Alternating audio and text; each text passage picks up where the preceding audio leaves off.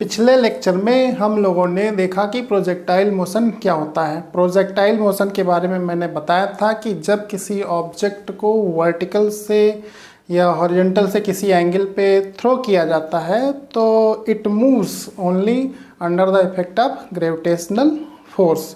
ठीक है, तो ये एक कर्ड पाथ को फॉलो करते हुए मूव करता है और इस टाइप के मोशन को क्या बोलते हैं? Projectile motion. ठीक है, और बॉडी को क्या बोलते हैं? प्रोजेक्टाइल बोलते हैं। ठीक, तो इसका मैंने डिस्कशन किया था, तो एक बार फिर से थोड़ा सा मैं रिवाइज करा देता हूँ कि जैसे ये कोई ऑब्जेक्ट है और इसको थ्रो किया गया with initial velocity u making angle theta from the horizontal, तो ये क्या होगा कि इस तरीके से ये कर्ड पाथ पे ये मूव करेगा। ठीक, तो इसका जो मोशन होगा ये प्रोजेक्टाइल मोशन कहलाएगा। ठीक, और इस ऑब्जेक्ट को क्या बोलते हैं? प्रोजेक्टाइल बोलते हैं। और ये जो प्रोजेक्टाइल मोशन होता है, मोशन इन 2 डायमेंशन का ये एग्जाम्पल है।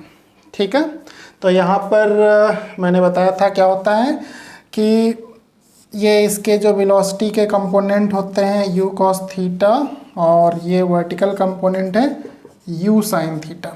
ठीक, तो जो u cos थीटा जो कंपोनेंट है वेलोसिटी का ये अनचेंज रहेगा थ्रू आउट मोशन और u sin थीटा है ये चेंज होगा।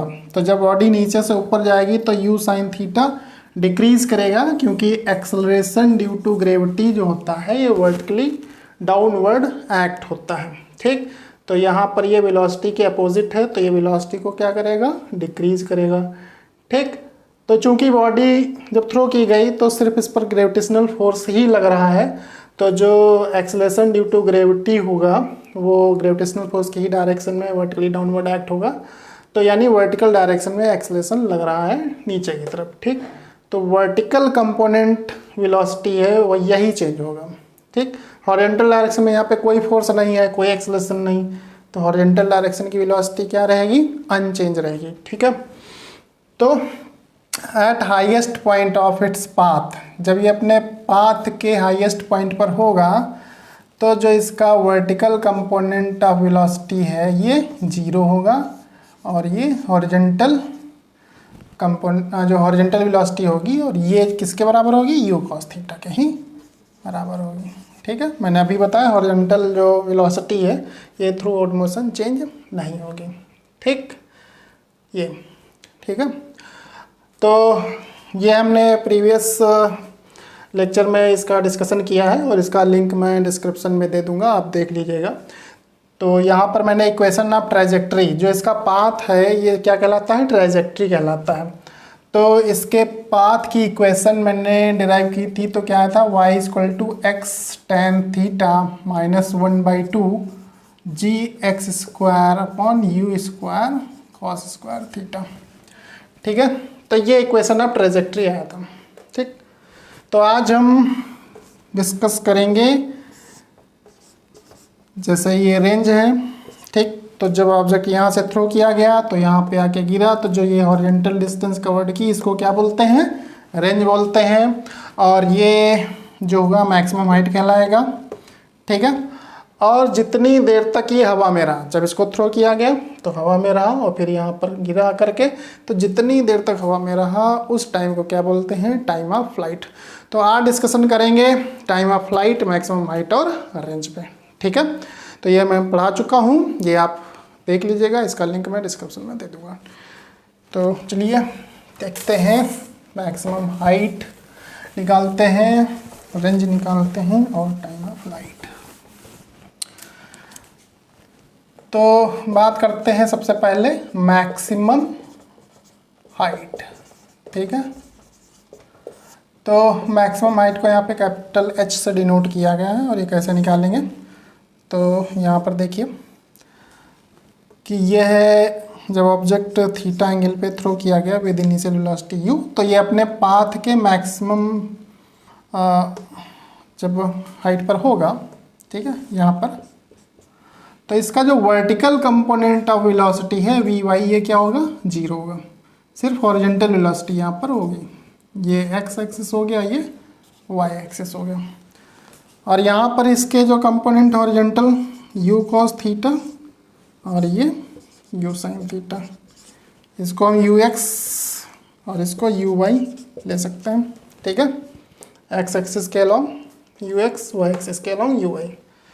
तो यहाँ पे एट मैक्सिमम हाइट जो वर्टिकल वेलोसिटी है वो 0 हो जाती है, क्योंकि यहाँ से ऑब्जेक्ट नीचे गिरना स्टार्ट होता है, ठीक।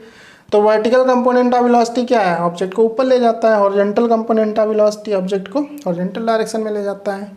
तो चूंकि acceleration due to gravity vertically downward act है, तो ये क्या करेगा, इसके वेलोसिटी को, जो वर्टिकल वेलोसिटी है उसको क्या करेगा, डिक्रीज करेगा, क्योंकि ये जो है वेलोसिटी के अपोजिट डायरेक्शन में एक्ट हो रहा हो। तो जब भी एक्सेलरेशन वेलोसिटी के अपोजिट डायरेक्शन में एक्ट होगा तो वो वेलोसिटी को क्या करेगा, डिक्रीज कराएगा, ठीक है।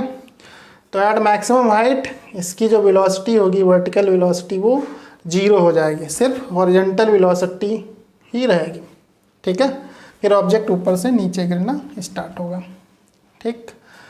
तो यहाँ पर जो है इक्वेशन ऑफ मोशन का इस्तेमाल करेंगे, और वो जो इक्वेशन ऑफ मोशन होगी वो होगी v square u square minus 2gh। ये इक्वेशन अप्लाई करेंगे यहाँ पर हाइट निकालने के लिए, ठीक है। तो वर्टिकल मोशन की जब बात करते हैं तो वर्टिकल मोशन के केस में ये इक्वेशन ऑफ मोशन अप्लाई कर लेंगे, क्योंकि वर्टिकल मोशन जो है अंडर कांस्टेंट एक्सेलरेशन यहाँ पर है। एक्सेलरेशन ये g जो है वो डाउनवर्ड एक्ट हो रहा है, और ये कांस्टेंट एक्ट पर्टिकुलर प्लेस पे ट्रीट कर सकते हैं इसको, ठीक है। तो इक्वेशन ऑफ मोशन यहाँ पे लगाएंगे फॉर वर्टिकल मोशन, क्योंकि वर्टिकल मोशन जो है अंडर एक्सेलरेशन हो रहा है, ठीक है। तो यहाँ पे v की जगह वी वाई कर लेंगे, u की जगह यू वाई कर लेंगे, और माइनस 2g और h की जगह कैपिटल H कर लेंगे, ठीक। माइनस इसलिए लगा है क्योंकि ये अपवर्ड डायरेक्शन में देख रहे हैं, जब ऑब्जेक्ट नीचे से ऊपर जा रहा तो वर्टिकल मोशन नीचे से ऊपर की तरफ होगा अपवर्ड डायरेक्शन में, तो ये अगेंस्ट ग्रेविटी है, ठीक है। तो यहाँ g नीचे लग रहा है, वेलोसिटी ऊपर की तरफ, तो यहाँ पे माइनस साइन लगेगा, ठीक है। तो जब भी एक्सेलरेशन वेलोसिटी के अपोजिट होगा, ठीक, तो यहाँ पे माइनस लग जाएगा, ठीक है। तो अपवर्ड डायरेक्शन मोशन में यहाँ पर माइनस यूज़ करेंगे। वी वाई 0 हो जाएगा, क्योंकि एट मैक्सिमम हाइट जो है हमने अभी बताया कि जो वेलोसिटी है वो 0 हो जाएगी, वर्टिकल वेलोसिटी। और ये है इनिशियल वेलोसिटी, तो इनिशियल वेलोसिटी जो है वो क्या है, यू साइन थीटा है। तो यहाँ पर यू साइन थीटा रख देंगे, इसका स्क्वायर हो गया, और माइनस 2gh। तो ये 2gh यू साइन थीटा का स्क्वायर, तो यहाँ से जो है h आ जाएगा you square sine square theta upon 2g। ये मैक्सिमम हाइट का फार्मूला आ गया, you square sine square theta upon 2g, ठीक है। तो थीटा एंगल पर ऑब्जेक्ट प्रोजेक्ट किया गया है, तो एट दिस एंगल जो मैक्सिमम हाइट होगी वो you square sine square theta upon 2g। Maximum height मतलब ये जो पाथ फॉलो किया है, तो उस पाथ की ग्राउंड से मैक्सिमम ऊंचाई ये है, तो ये मैक्सिमम हाइट है, ठीक है। और भी ऊंचाइयाँ होगी, जैसे ये होगी, ये होगी, ठीक है। तो मैक्सिमम ऊंचाई क्या है, ये, तो ये मैक्सिमम हाइट है, ठीक है। ये आ गया। अब यहाँ पर अगर बात करते हैं कि ऑब्जेक्ट को किस एंगल पर थ्रो किया जाए कि वो सबसे ज़्यादा ऊंचाई तय करे, ठीक है। तो यहाँ पर देखिए कि जो h है इसका फार्मूला क्या है, you square sine square theta upon 2g।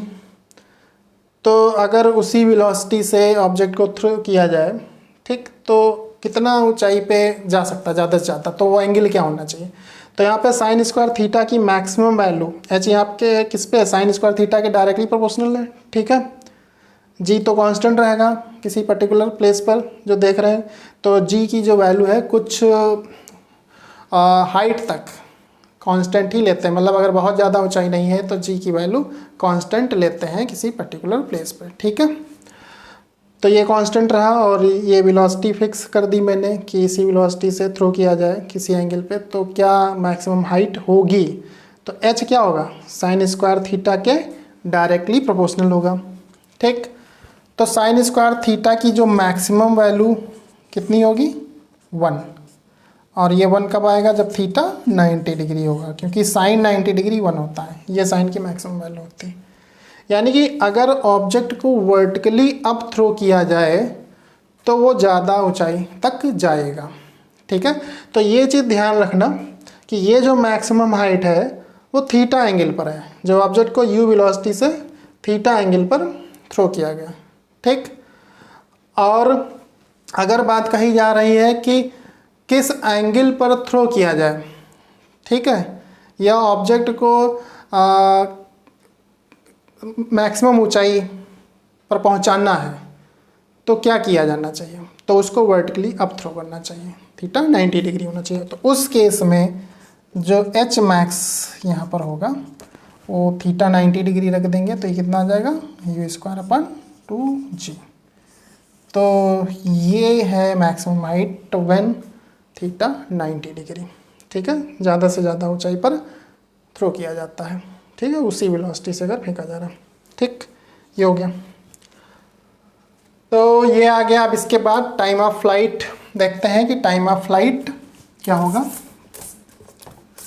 Time of flight मैंने अभी बताया कि जब ऑब्जेक्ट हवा में रहता है, मतलब जब उसको थ्रो किया गया यहाँ से और यहाँ पर आके गिरा, तो जितनी देर तक वो हवा में रहा, ठीक है, उस टाइम पीरियड को क्या बोलते हैं, टाइम ऑफ फ्लाइट।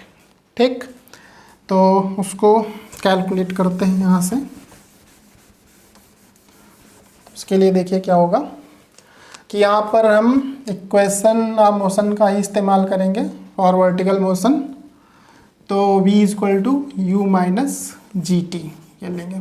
ठीक है, तो vertical motion under constant acceleration है, g के अंडर में है, तो इसीलिए इक्वेशन ऑफ मोशन अप्लाई करते हैं। इक्वेशन ऑफ मोशन वहाँ पर अप्लाई करते हैं जहाँ motion in straight line under constant acceleration होता है। ठीक है, तो यहाँ पर v equal to u minus g t, minus क्यों लगाया है, क्योंकि ऑब्जेक्ट का मोशन नीचे से ऊपर की तरफ यहाँ पर हम ले रहे हैं। ठीक है, अपवर्ड अगेंस्ट ग्रेविटी, तो माइनस। और जब ऑब्जेक्ट ऊपर से नीचे गिरता है तो क्या होता है, उसकी वेलोसिटी बढ़ती है, मतलब एक्सेलरेशन ड्यू टू ग्रेविटी क्या है, नीचे की तरफ, ऑब्जेक्ट भी नीचे की तरफ जा रही है, तो एक्सेलरेशन और velocity both are in same direction. तब उस केस में जो है वेलोसिटी इंक्रीज करती है, तो वहाँ पर प्लस साइन लगाते हैं। लेकिन जब ऑब्जेक्ट को नीचे से ऊपर फेंक रहे होते हैं तो उसकी वेलोसिटी क्या होती है, घटती जाती है, एट सर्टेन हाइट बिकम्स 0। तो उस केस में हम माइनस साइन यूज़ करते हैं, क्योंकि एक्सेलरेशन वहाँ पर क्या है, नीचे, और ऑब्जेक्ट को ऊपर थ्रो किया जाता है, मतलब वेलोसिटी और acceleration just in opposite direction. ठीक है, तो ये ध्यान रखेंगे। तो अपवर्ड डायरेक्शन के लिए यहाँ पे माइनस, और डाउनवर्ड डायरेक्शन मोशन के लिए प्लस यूज करेंगे। तो v यहाँ y u y minus g t, v y 0 हो जाएगा, और ये हो जाएगा u sine theta minus g t. तो u sine theta equal to g t, तो t आ गया u sine theta upon g. और ये टाइम जो आया है वो आया है जब ऑब्जेक्ट यहाँ से यहाँ तक पहुँचा। ठीक है, ये जहाँ प्रोजेक्शन पॉइंट है और ये अपने पाथ के मैक्सिमम हाइट पर पहुँचा, तो यहाँ से यहाँ तक का पहुँचने का समय जो है वो स्मॉल t है। ठीक, तो जितना टाइम उसको नीचे से ऊपर पहुँचने में लगेगा उतना ही टाइम उसको ऊपर से नीचे आने में लगेगा। ठीक, तो टाइम ऑफ फ्लाइट की बात करें तो ये यहाँ से यहाँ तक ऊपर जाने का समय, फिर ऊपर से नीचे आने का, मतलब इसका क्या कर देंगे, जस्ट डबल। तो टाइम ऑफ फ्लाइट को कैपिटल T से और इसको 2t, तो ये हो जाएगा 2u साइन थीटा पर जी। ठीक, तो ये टाइम ऑफ फ्लाइट आ गया यहाँ से। ठीक है, 2u साइन थीटा पर जी। ठीक, तो मैक्सिमम हाइट का फार्मूला देखा और टाइम ऑफ फ्लाइट, ये फार्मूले आप लोग याद रखिएगा, एग्ज़ाम में क्वेश्चन आएंगे तो ये फार्मूला याद रहेंगे तो बहुत आसानी से क्वेश्चन लगाए जा सकते हैं। फार्मूला याद नहीं रहेगा तो दिक्कत हो जाएगी। ठीक है, नेक्स्ट बात करते हैं रेंज की। तो रेंज क्या होता है, मैंने बताया कि ऑब्जेक्ट यहाँ से थ्रो किया गया, यहाँ पर गिरा, तो जहाँ से थ्रो किया गया और यहाँ पर गिरा, तो ये जो हॉरिजॉन्टल डिस्टेंस कवर्ड हुई है इसको क्या कहते हैं, रेंज। यहाँ से यहाँ तक की दूरी जो है ये क्या कहलाती है, रेंज कहलाती है। ठीक है, तो इसको निकाल लेंगे। तो इसको निकालेंगे तो क्या करेंगे,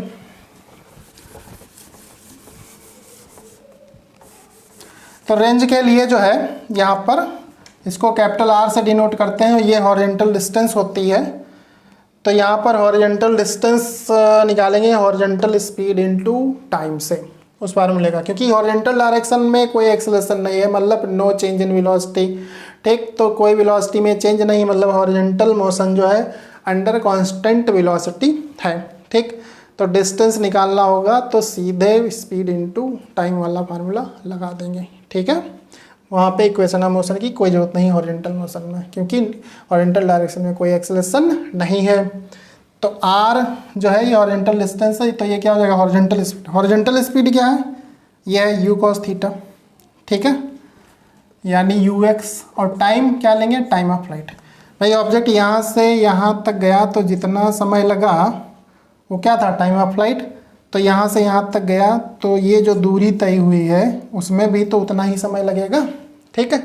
तो टाइम लेंगे time of flight, ux u cos theta और time of flight 2u sin theta upon g।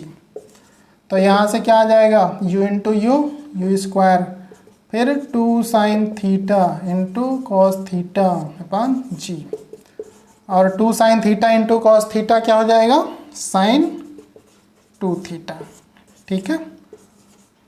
तो ये रेंज का फार्मूला आ गया u square sin 2 theta upon g। तो तीनों ही फार्मूले बहुत ही इंपॉर्टेंट है, maximum height, time of flight और रेंज का, और जो इक्वेशन ऑफ ट्रेजेक्टरी कराया था फार्मूला वो भी। तो ये फार्मूले लर्न रहेंगे तो क्वेश्चंस आप आसानी से लगा सकते हो, कॉन्सेप्ट भी पता होना चाहिए, ठीक है। अब यहाँ पे देखेंगे रेंज में कुछ कंडीशन है, उन कंडीशन को देख लेते हैं कि रेंज कब मैक्सिमम होगी। तो यहाँ पे रेंज का जो फार्मूला आया है वो है u square sin 2 theta upon g, ठीक।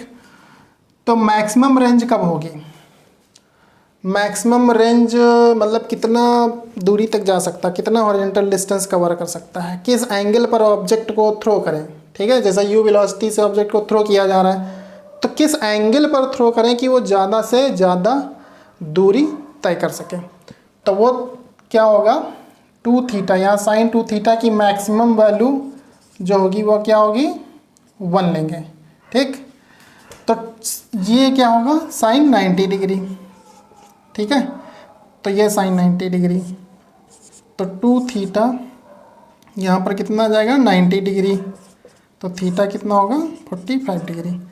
तो R मैक्स जो होगा ये u स्क्वायर अपन g होगा, ठीक है, थीटा 45 डिग्री पर। तो ये तीनों फार्मूले हैं, time of flight, height, range, ये याद करिए अच्छे से, इनको रिवाइज करिए, ठीक है। तो आज के लिए इतना ही, ओके।